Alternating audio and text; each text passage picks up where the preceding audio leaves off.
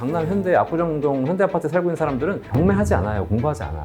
금리, 환율 이런 거 공부하는 사람들이 그런 걸로 돈 벌 것 같으세요? 금리가 오르면 좋아 안 좋아? 돈이 있는 사람은 금리가 오르면 좋아. 지금 쌓인 돈이 지금 몇 억인데 내가 지금 자산 없이 대출로 살고 있는 사람들, 없는 사람들은 더 힘들어지고 자산가들은 더 부자가 돼요. 연금은 진짜 부자들이 가입해야 돼요.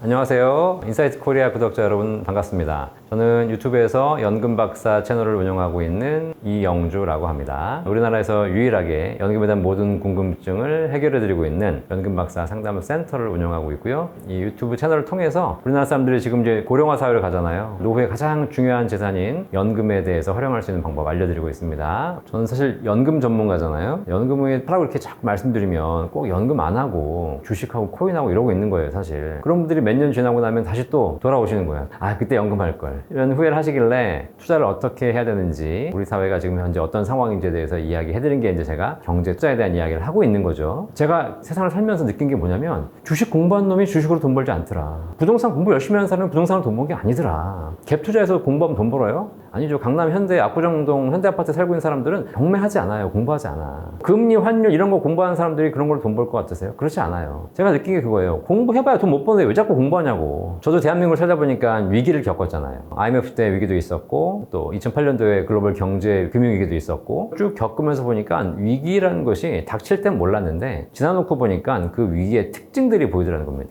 자꾸 이제 10년 단위로 위기가 오니까 사람들이 그런 얘기 하더라고요. 2018년에 위기가 올 거다. 왜냐면 IMF는 98년이었고 글로벌 금융위기는 2008년이었으니까 2018년에 위기가 올 거다. 10년 단위로. 근데 위기가 왔냐? 안 왔어요. 또 뉴스를 보니까 2019년도에 온다는 거야. 조금 더. 19년도에 안 왔어. 그리고 2020년도에 뭐가 왔냐면 코로나가 발생했어요. 야, 이제 진짜 위기가 왔구나. 이제 경제는 무너지겠구나. 우리가 3년 전으로 돌아가 보면 주가가 폭락을 했어요. 갑자기. 한 달 만에. 근데 무슨 웬걸. 한 달 잠깐 폭락하는 듯 하더니 다시 올라가기 시작해가지고 그다음부터 2020년 21년 기억하시겠지만 주식 부동산에 폭등장이 왔잖아요. 그러니까 위기가 온다는 거는 싹 다 묻혀가 버렸다는 사실이죠. 도대체 위기가 온다는데 언제 오냐. 지금도 보면 유튜브에서 또 수많은 전문가들이 오셔가지고 위기가 곧 온다. 올 하반기에 폭락할 거다. 그분들이 얘기가 맞고 틀리고는 두 번째 문제고, 우리가 지금 생각해 볼 게 뭐냐면 위기가 오냐 안 오냐를 가지고 우리가 계속 지금 얘기를 하고 있는데 그것이 아니라 위기의 본질이 바뀌었다는 거예요. 지금 이 상황에서 위기가 어떻게 바뀌고 있는지. 왜냐면 우리가 과거에 알고 있던 그 위기가 아니라니까요. 위기에는 두 가지 종류가 있어요. 폭락과 쇠락이 있습니다. 폭락, 한 번에 무너지는 것이고요. 쇠락은 서서히 안 좋아지는 것이에요. 우리는 사실 한 번에 무너지는 폭락만을 위기라고 생각하고 있어요. 그런데 세상을 살다 보면 더 큰 위기는 서서히 안 좋아지는 겁니다. 이게 쇠락이거든요. 글로벌 금융위기라든가 IMF 때 겪었던 위기는 폭락이었어요. 가만히 아무 문제 없이 살다가 뭐가 막 올라가서 좋아서 더 좋아진다 생각했는데 갑자기 어느 날 큰 위기가 오는 거죠. 폭락해가지고 불과 한두 달 만에 세계 경제가 전부 다 침체에 빠지고 짧게는 1년, 길게는 2, 3년씩 가면서 그 위기를 회복하는 데까지는 정말 5년, 10년이 걸리는 거죠. 그러다 보니까 지금 무슨 얘기 하냐면, 야, 그때 위기가 그렇게 폭락이 왔으니까 이번에도 한번 와라. 기다리고 있는 겁니다. 근데 아시다시피 알려진 위기는 위기가 아니에요. 위기가 온다 하면 안 와요. 이미 다 대처하고 있기 때문에. 그러니까 뉴스에서 이미 많은 분들이 나오셔가지고 위기가 온다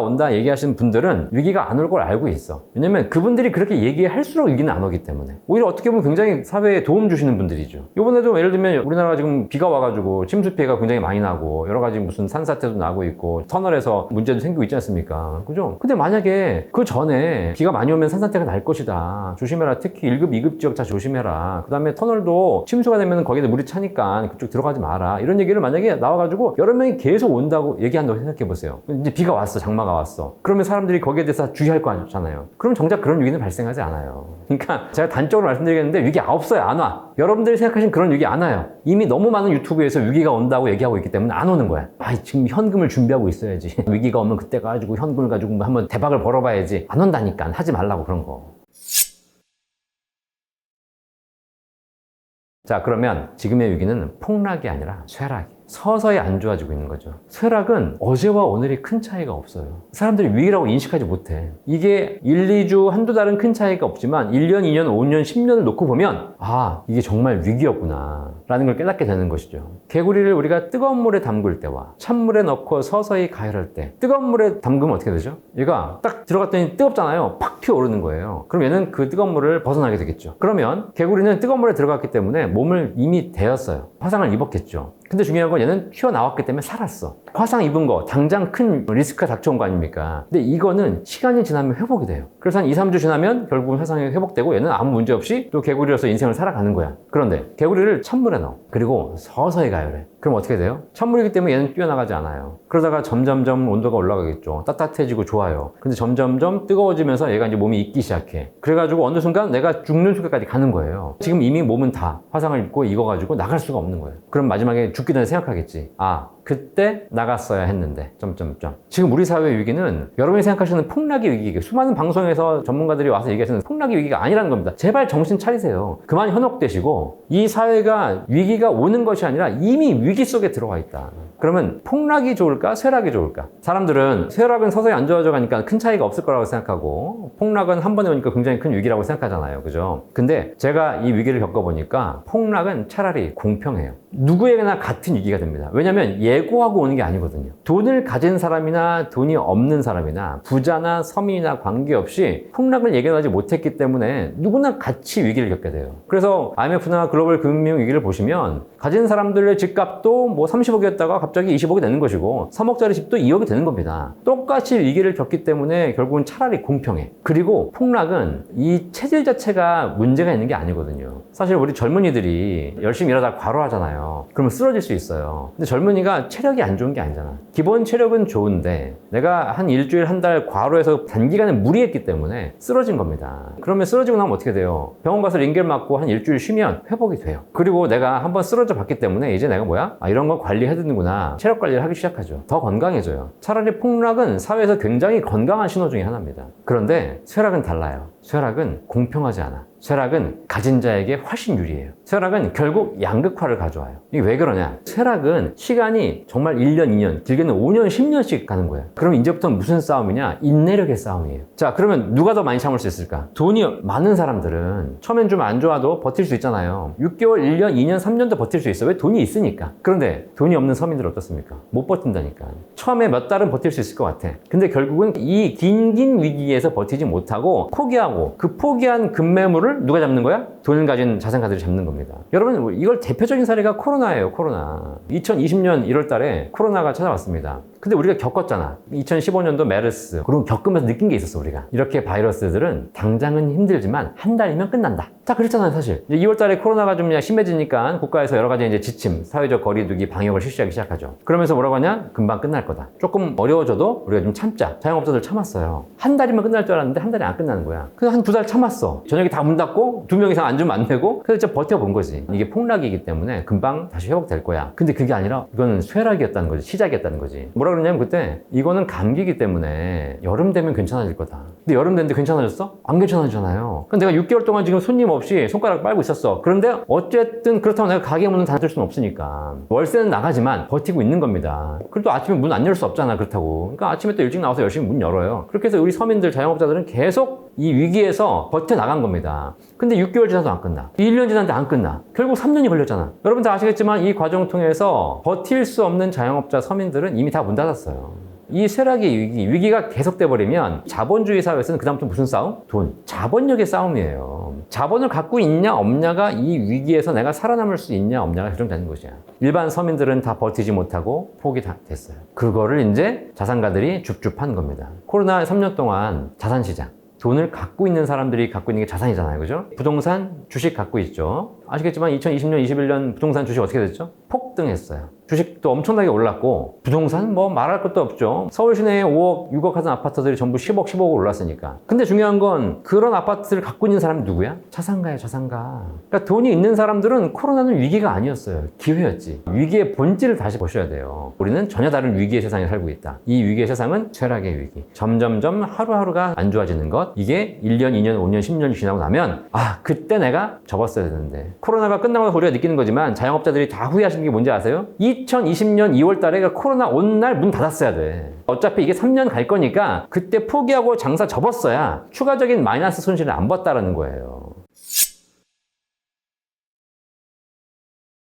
더 큰 문제가 뭔지 아세요? 그렇게 해서 코로나 2, 3년을 겪었어요. 이제는 조금 더 회복되겠지. 지금부터 장사에 돈 벌면 되겠지. 근데 작년에 우리 사회에 벌어진 일 중에 가장 큰 경제적인 변수가 하나가 금리가 올랐어요. 금리가 오르면 좋아 안 좋아? 제가 강의 가면 항상 물어봐요. 그 중에서 한 절반 이상은 금리가 오르면 싫어해. 일부는 금리가 오르면 좋아해. 딱 보면 알 수 있어요. 이 사람이 자산가인지 아닌지 알 수 있어요. 돈이 있는 사람은 금리가 오르면 좋아. 지금 쌓인 돈이 지금 몇 천만 원, 몇 억인데 금리 1, 2% 받고 있는 것보다 금리 5, 6% 받는 게 훨씬 좋잖아요. 내가 지금 자산 없이 대출로 살고 있는 사람들 금리가 오르면 싫은 거예요. 왜? 내가 지금까지 한 달에 이자를 10만 원 냈는데 이것이 50만 원, 60만 원 내야 되는 거니까 부담스럽잖아. 결국 금리가 오르면 서민들, 없는 사람들은 더 힘들어지고 자산가들은 더 부자가 돼요. 코로나 2년 동안 자산가들은 더 부자가 돼가지고 엄청난 자산을 축적해 놓고 있었고 서민들은 점점 어려워지면서 문 닫을 수 없으니까 그 다음부터 어떻게 해? 내 돈 가지고 안 되니까 남 돈 써야지. 대출 받았잖아요. 신용대출 막 은행 대출 받아가지고 열심히 내가 버티고 있는데 이제 코로나가 풀리니까 금리가 올라가. 그러니까 어떻게 돼? 자산가들은 더더욱 부자가 되어가는 것이고 서민들은 그동안 받아놓은 대출에 대해서 이제 상환해야 되는데 금리가 올라가니까 이제 더더욱 이자가 늘어나는 이런 구조가 되는 겁니다. 잘 생각해 보세요. 한국은행이 금리를 조절하는 걸까요? 아니에요. 한국은행은 그걸 결정하는 의사결정 기구일 뿐인 것이고 그냥 그런 거에 대해 최종적으로 이 사회에서 그렇게 굴러가는 흐름을 어쩔 수 없어요. 금리를 올리면 지금까지 대출을 받아온 서민들은 더 어려워지고 신용불량자가 되고 자산을 갖고 있는 부자들은 더 부자가 된다는 사실을 한국은행이 모를까? 경제의 기본인데 당연히 아는 거예요. 또 아는데 왜 올리는 거예요? 왜? 올릴 수밖에 없으니까 올리는 거예요. 코로나로 돈이 풀렸잖아. 경제 살린다고 막 여러 가지 지원하면서 돈이 풀렸잖아요. 그죠? 미국도 인플레이션 보면 아시겠지만 결국은 돈이 많이 돌아다니는데 그러면 결국 물가가 계속 오르니까 삶이 힘들어지는 거죠. 그러다 보니까 다시 돈을 회수해야 되잖아. 돈을 회수할 방법이 뭐야? 금리를 올리는 방법밖에 없는 겁니다. 그러니까 무슨 얘기냐면 금리를 올리면 서민이 죽어. 서민이 죽는 걸 알면서 올리는 거예요. 안 올리면 다 죽어. 결국은 그 과정을 통해서 수많은 의사결정 과정을 통해서 이 사회는 점점 쇠락의 위기로 가고 있고 양극화로 가고 있다는 거예요. 금융위기 때도 그랬지만 미국에서 리만 브라더스라는 조그마한 그냥 은행 하나가 망한 거야. 그냥 그 회사가 망했는데 전 세계 금융위기가 왔잖아. 일파만파가 되는 겁니다. 이번에 새마을금고 문제가 있었잖아요. 새마을금고 사실 잘못했잖아. 연체율이 30%씩 올라간, 막 10%, 20%씩 올라간다는 얘기는 이미 대출 잘못해줬다는 얘기예요. 심사 제대로 안 했다는 얘기야. 그럼 망하게 해야지. 일을 못했고 부실하게 경영했으면 망하는 게 정상이잖아요. 근데 갑자기 금융위원장이 나서 살려주잖아. 왜 막아? 그걸 망하게 해야지. 그래야지 사람들이 정신 차리는 거야. 아, 경영 잘못하면 망하는구나. 내가 망해도 국가가 안 도와주는구나. 내가 지금부터 제대로 해야 되겠다는 게 학습이 될 거 아닙니까? 근데 중요한 건 많이 가는 회사를 국가에서 나와서 막아줬잖아. 그럼 사람은 무슨 생각해 이제? 내가 대충 해도 정 안 되면 국가가 막아주는구나. 그러면 이제 엉망으로 하게 되는 거야. 더더 금융회사들이. 그러면 금융위원장이 왜 막았겠어? 새마을금고가 망하게 놔두면 걔만 망하는 게 아니더라니까. 그럼 사람들이 이제 금융 시스템에 대해서 불안을 느끼기 시작해. 새마을금고 불안해. 그럼 그 다음에 어디로 가겠어? 수협, 신협, 농협. 그 다음에 이제 금융기관, 뭐 저축은행 다 넘어오는 거야. 미국에서 실리콘밸리뱅크, SVB 실제는 안 망했잖아요. 미국에서 정말 20위 이하에 떨어지는 하위권 은행임에도 불구하고 걔를 망하게 놔두면 결국은 이것이 일파만파로 정상적인 금융 흐름까지 문제가 생긴다는 거예요. 지금의 우리 사회가 그렇게 돼 있어. 그래가지고 걔를 망하지 않도록 다 도와줬잖아. 어쩔 수 없어요. 근데 그 시스템의 흐름을 보니까 결국은 그 자산 가지고 있는 사람들이 전부 다 부자들이야. 그래서 그런 제도의 혜택은 부자들이 더 많이 봐요. 서민들은 망해도 상관없어, 사실. 사회가 이렇게 좀 전에 말씀드린 대로 되게 약간 부정적으로 얘기하잖아요. 부정적으로 보는 이유가 부정적으로 가기 때문에 그런 거예요. 이 사회를 살리는 방법, 우리 구성원들이 행복하게 사는 방법이 무엇일까? 우리 어머님, 아버님 시대, 1960년대, 70년대 이때는 다 뭐라 그러냐면 저축해라. 낭비하지 마라. 요즘 우리가 전기세 아껴야 된다 라고 해가지고 불 끄고 이런 사람 없거든요. 요즘은 거의 없어요. 그냥 다 켜놓고 살아요 그냥. 왜냐면 전기값이 싸고 저 어렸을 때 3, 40년 전에는 전기세 아깝다 낭비다 그래가지고 나갈 때 불 끄고 나가고 지금도 제가 아는 분들 중에서 회사에서 퇴근하면서 전원을 다 끄고 가요. 코드도 뽑고 가. 뭐 요즘 젊은 사람들 보시면 퇴근하면서 컴퓨터 안 끄고 가거든요. 그냥 뭐할 거 내일 아침에 다시 킬 텐데 세상이 많이 바뀌었다는 거거든요. 그런데 60, 70년대로 돌아가게 되면 아껴서 저축하는 시대였어요. 국가에서도 저축을 장려했죠. 돈을 웬만하면 쓰지 말고 모아라. 그때는 우리가 이제 6.25 전쟁 끝나고 나서 없이 사는 시대였어요. 국가에 돈이 없었고 가정에도 돈이 없었어요. 돈이 없으니까 뭘 하고 싶어도 못 하는 거예요. 하다못해 사회를 발전시키려면 도로가 있어야 되잖아요. 도로가. 길이 있어야지 차가 다니면서 활발하게 도로할 거 아닙니까? 근데 도로가 없이 전부 흙바닥에서 어떻게 도로를 하겠어요? 서울에서 부산 가려는데 무슨 며칠씩 걸리는데 말 타고 가면. 도로를 건설해야 되겠다. 기반 산업을 우리가 구축해야 되겠다라고 해가지고 경부고속도로 깔고 이렇게 한 거잖아요. 그렇죠? 그런 것이 결과적으로 깔리면서 우리가 훨씬 더 경제가 발전하는 게 됐잖아요. 이제 그러려면 뭐가 있어야 있어야 돼? 돈이 있어야 돼요. 그래서 그 당시에 가장 많이 했던 게 민족 자본 형성. 돈을 모으자. 돈이 있어야지 사회가 발전한다. 국가도 돈을 모아야 되는 것이고 가정경제도 돈을 모아야 된다. 라고 해가지고 열심히 저축을 장려해서 돈을 모았죠. 그 돈 가지고 투자를 해가지고 결국은 대한민국을 발전시킨 거잖아요. 그게 맞아요. 그런데 지금은 시대가 바뀌었어요. 지금은 돈 모으면 안 돼, 이제. 계속 사람들이 그때 습관처럼 돈을 모아가지고 은행에 돈을 쟁여놓고 있으면 이게 투자가 안 돼. 돈이 안 도는 거야. 예를 들면 내가 부동산이 100억 있어. 돈이 돌아요? 안 돌잖아요. 기업에 투자하고 가서 맛있는 걸 먹고 이렇게 해야지, 돈을 써야지 사회가 돌아가고 순환하는데, 그렇지 않고 집에 돈을 딱 쟁여놓고 있으면 돈맥경화라고 하죠. 돈이 안 도는 거예요. 그럼 우리 사회가 굳어버려요. 이거는 인간의 성장 과정하고 똑같아요. 아이가 태어났어요. 이 아이가 이제 커야 되잖아. 자, 아이가 키 크려면 어떻게 해야 돼요? 많이 먹어야죠. 그래서 애들은 굉장히 많이 먹으라고 하는 거예요. 그럼 애들이 먹으면 당장 안 커 보이지만 이 먹어서 에너지가 쌓이고 그러면 얘가 나중에 클 때 확 커요. 그래서 잘 먹는 애들 키가 잘 커요. 안 먹는 애들 이렇게 막 입 짧은 애들 키 안 크잖아. 우리가 성장을 할 때는 먹어야 돼. 먹어서 쌓아놔야 되는 겁니다. 그래서 저축이 중요한 겁니다. 이제 20살이 됐어. 다 컸잖아, 이제. 20살, 30살 되면 그다음부터 중요한 게 뭐야, 이제. 계속 먹기만 하면 얘는 비만이 돼요. 우리 성인이 가장 중요한 거, 혈액순환, 몸이 사이클에 순환되는 거죠. 그럼 이제부터는 어떻게 되냐면 먹은 만큼 소비해야 돼요. 내가 오늘 먹었으면 칼로리를 소비해야 되잖아. 그럼 운동을 해야 되는 거야. 어릴 때는 운동을 안 해도 기본적인 신진대사가 돌아가기 때문에 그게 계속 쌓여서 성장한다니까. 근데 더 이상 키가 딱 한 170, 180 돼버렸어. 그 다음부터 가장 중요한 건 얘는 이제 몸을 순환시키는 거예요. 그래서 먹었으면 쌓아야 되고, 먹었으면 배출해야 되고, 그걸 하기 위해서 가장 좋은 것이 우리가 열심히 활동해야 되는 것이지. 이걸 보고 있으면 경제도 똑같아. 경제도 처음에 바닥에서 성장할 때는 에너지가 있어야 되니까 쌓아야 돼. 돈을 모아서 저축하고 가정에 돈이 있고 경제에 돈이 있어야 사회가 그걸 가지고 더 많은 성장을 할 수 있는 겁니다. 그렇게 해서 이미 경제는 성장을 했어요. 근데 지금도 계속 그 습관 그대로 돈을 쌓아놓고 있고 모아놓고 있고 쟁여놓고 있으면 경제는 이제 비만이 되는 거예요. 사실상 우리 사회에 돈을 쟁여놓는, 돈을 모아놓는 가장 핵심적인 자산이 부동산이에요. 우리나라는 전체 자산의 거의 60, 70%가 부동산에 들어가 있어. 자, 부동산이 국가가 성장할 때는 그것이 일정 부분 도움이 되는지 모르겠지만 지금 같은 경우에는 이렇게 국가에서 지원한 돈이, 개인의 돈이 전부 부동산 들어가잖아요. 그럼 큰일 나요. 돈이 굳어버려. 안 나와. 나라가 5만 원권을 지폐를 발행했어요. 화폐 가치가 하락하면서 좀 더 많이 쓰게 해야 되겠다. 근데 이 5만 원짜리를 가지고 부자들이 그거 가지고 쓰는 것이 아니라 다 금고에다가 장롱에 쌓아놓고 있는 거야. 돈이 순환하라고 돈을 찍어냈는데 이걸 전부 다 장롱에 쌓아놓고 있으면 경제는 안 돌아가는 겁니다. 경제가 안 돌아가서 가장 큰 문제가 뭐냐면 고용이 사라지는 거예요. 기업체가 만들어봐야 쓰질 않잖아. 그럼 어떻게 돼요? 기업이 망해요. 기업이 망하면 고용이 생길 수가 없어요. 그러니까 지금 일자리가 없는 가장 큰 이유가 그런 겁니다. 지금 부동산에 있는 자산 중에 절반이 사회로 나와가지고 소비를 촉진된다면 우리나라는 엄청난 성장을 더하게 될 거예요. 일자리가 지금 뭐 국가에서 말하는 몇 개가 더 생기는 게 아니라 엄청난 일자리가 생겨. 그러려면 결국은 돈이 돌아야 돼. 어떤 부모님들이 그렇게 얘기하는 거예요. 결국은 그래 돈 모아야 돼. 저축해야지. 지금 우리 젊은이들이 보면은 해외여행 다니고 놀러 다니고 막 맛있는 거 먹고 하잖아요. 부모님 입장에서 뭐라 그래? 낭비하지 마. 그렇게 펑펑 쓰면 어떡하니? 라고 얘기하지만 사실 이 사회가 기본적인 체질이 달라진 거예요. 옛날에는 저축으로 성장시키는 사회였다면 이제는 소비와 순환으로 성장시키는 사회이기 때문에 내가 직장을 가서 월급 받으려면 내가 써줘야 돼. 내가 쓴 돈이 돌아서 내 월급으로 오는 겁니다. 내가 안 쓰면 내 월급이 안 들어온다니까. 이제는 국가도 마찬가지고 소비를 더 많이 하도록 권장해줘야 돼요. 소비가 미덕이 되는 거야. 그래서 기본적으로 우리 생각도 바꿔야 돼. 부동산을 사라, 부동산에 투자해라, 부동산을 가지고 있어라 라고 하는 사람이 많아질수록 부동산 가격은 올라가겠지. 하지만 경제는 망해요. 기본적으로 부동산하고 연금은 자산의 본질이 달라요. 부동산은 모으는 자산이에요. 쌓는 자산이에요. 경제가 성장할 땐 좋을지 모르겠어. 하지만 이렇게 소비가 필요한, 순환이 필요한 시점에는 안 좋은 자산이에요. 그런데 연금은 그렇잖아요.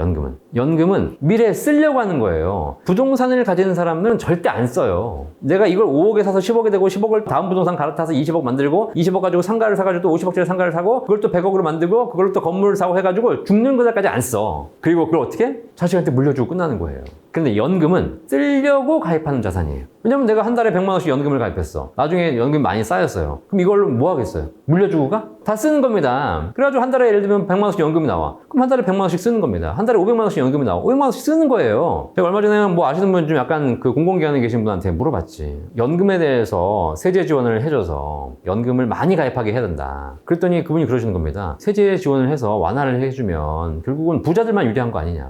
부자 감세가 되기 때문에 안 된다. 제가 깜짝 놀랐어요. 아, 우리나라가 이렇게 연금에 대해서 생각이 없구나. 부동산에 대해서는 감세를 해주면 사람들이 부동산을 더 사게 돼요. 부동산 더 사면 돈이 더 묶여요. 그런데 연금은 그렇지 않아. 연금은 진짜 부자들이 가입해야 돼요. 내가 지금 100억이 있는데 100억으로 부동산 사지 말고 100억으로 연금을 가입하게 만드는 거야. 나중에 그러면 한 달에 막 뭐 몇천만 원씩 나오는 거야. 죽을 때까지 나와. 보장됐어. 이미. 내가 뭘 해도 나와. 그럼 내가 한 달에 1,000만 원 가지고 나는 처음에 아끼니까 한 달에 조금 써가지고 한 뭐 쓰니까 한 2, 300 썼어. 근데 이제 말일이 됐는데 통장에 700만 원 남아있는 거야. 다음 달에 1,000만 원 또 나온대. 어떻게 하겠어요?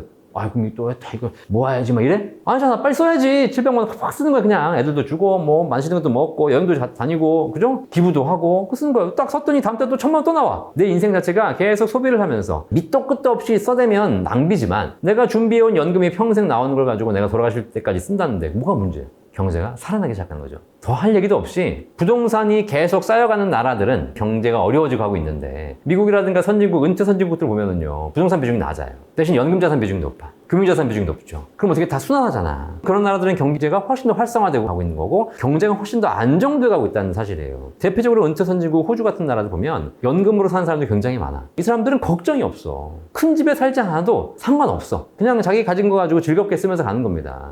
근데 우리나라는 뭔가 쟤보다 더 가지고 있어야 되고 쟤보다 더 놀아야 되고 쟤보다 더 멀리 가야 되고 자꾸 우리나라는 그걸 하기 위해서 뭔가 더 쌓으려고 하잖아. 경력도 쌓으려고 하지, 돈도 쌓으려고 하지. 그러다 보니까 결국은 이 사회가 순환이 안 되는 거예요. 그래서 연금에 대한 생각을 많이 하면 할수록 내 인생이 행복해져요. 아들아, 생활비 안 보내도 된다. 주택연금 가입자 역사상 최대. 이 뉴스를 주택금융공사에서는 별로 안 좋아해요. 아직 그렇게 생각만큼 많이 늘고 있지 않거든. 사실 더 가입해야 돼. 우리나라에서 가장 많은 자산 구조가 편중되어 있는 곳이 부동산이잖아요. 평생에 집 한 채만 모아왔어. 근데 이제 노후를 살려고 보니까 돈이 없어. 연금이 부족해. 그러면 이제 뭐라도 이제 써야 되는데 집을 깎아먹고 살 수 없잖아. 그래서 우리나라의 자산 구조상 어쩔 수 없이 도입된 제도가 주택연금 제도예요. 저는 굉장히 좋은 제도라고 생각해. 이 집을 팔아서 내가 연금을 가입하자니 길거리 나앉아야 되잖아.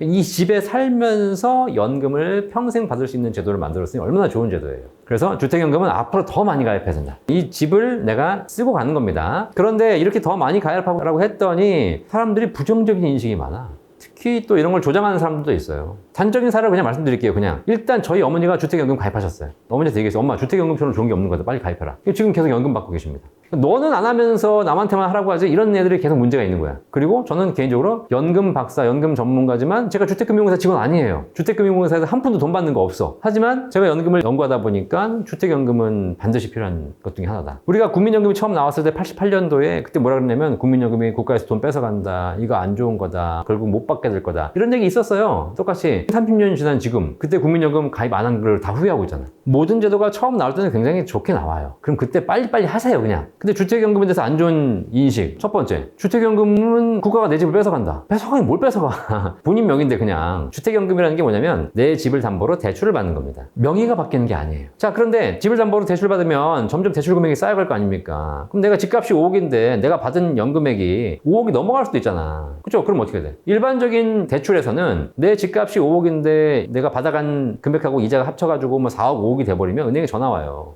이제는 더 이상 받으시면 안 됩니다. 대출 한도가 찼습니다. 지금 또 넘어가시게 되면 압류 붙습니다. 그게 일반적인 주택담보대출이죠. 하지만 주택연금은 국가가 설령 당신이 오래 살아서 이 집값 이상의 연금을 받다 하더라도 그 평생 돌아가시는 그날까지 연금액을 보증해주겠다는 거예요. 평생 지급이에요. 그걸 약속하는 거기 때문에 나는 그냥 이 집에 살면 돼, 그냥. 돌아가실 때까지 평생 동일한 연금 받을 수 있어요. 내가 만약에 일찍 사망했다. 일찍 사망했으면 국가가 가져가는 게 아니에요. 일찍 사망했으면 자식한테 상속이 돼요. 자식이 그 집을 받았어. 받고 보니까 집값은 5억인데 아버지가 3억 연금을 받고 갔네? 그럼 자식이 결정하는 거야. 아버지가 받아간 연금액이 대출액이잖아. 그 대출액을 자식이 갚으면 그 집을 가져올 수 있는 거예요. 아니면 그 집 가져와서 팔아서 갚으면 돼. 근데 만약에 물려주고 보니까 집값은 5억밖에 안 나갔는데 아버지가 받아가신 연금액이 6억이야. 그럼 내가 6억을 상환해야 이 집 받아오는 거잖아요. 내가 받아올 필요가 있어, 없어? 없어요. 안 받으면 돼요, 그러면. 안 받으면 국가가 알아서 정리해가지고 거기 1억 더 받아갔잖아. 1억은 국가가 알아서 책임져 주는 겁니다. 그러니까 아버지가 더 많이 받아갔으면 자식은 안 받으면 되고, 덜 받아갔으면 내가 받아가지고 팔아가지고 갚으면 되고, 얼마나 좋아. 그러니까 사실상 이런 고민을 전혀 할 필요가 없다는 거죠. 대출이라 해서 뭐 싫어하시는 분들도 계시는데 내 집을 담보로 평생 대출을 해주는 거고, 그거를 죽을 때까지 보장해주는 거기 때문에 그런 걱정하실 필요가 전혀 없다. 전혀 없다. 또 주택연금에 대해서 부정적인 얘기하신 분은 어떤 얘기냐면 주택연금은 이자가 높다. 그러니까 아까 얘기했지만 내가 받아간 연금은 3억이에요. 근데 그게 대출금액이기 때문에 거기에 이자가 계속 붙어요. 이자가 뭐 월복리로 붙는다. 맞아요. 월복리로 붙어요. 우리가 복리는 되게 좋잖아. 달리 복리. 내가 받을 때는 달리보다 복리가 좋은 거지만 내가 대출을 상환할 때는 복리가 더 안 좋은 거예요. 내가 더 많이 상환해 줘야 되는 거니까. 그러니까 결국은 그래서 이자가 많이 늘어난다. 그런 것 때문에 부정적인 인식이 굉장히 많아.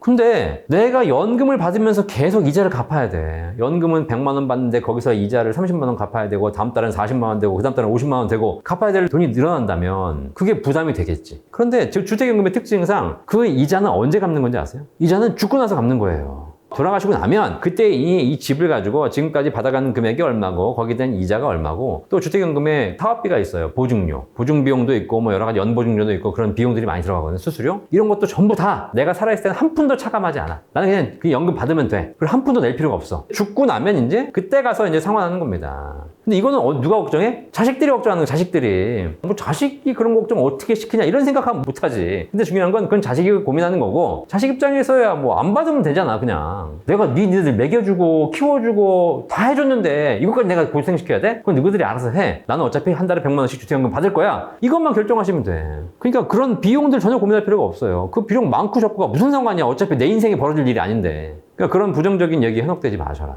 이런 생각 하시는 분 많이 계세요. 그래.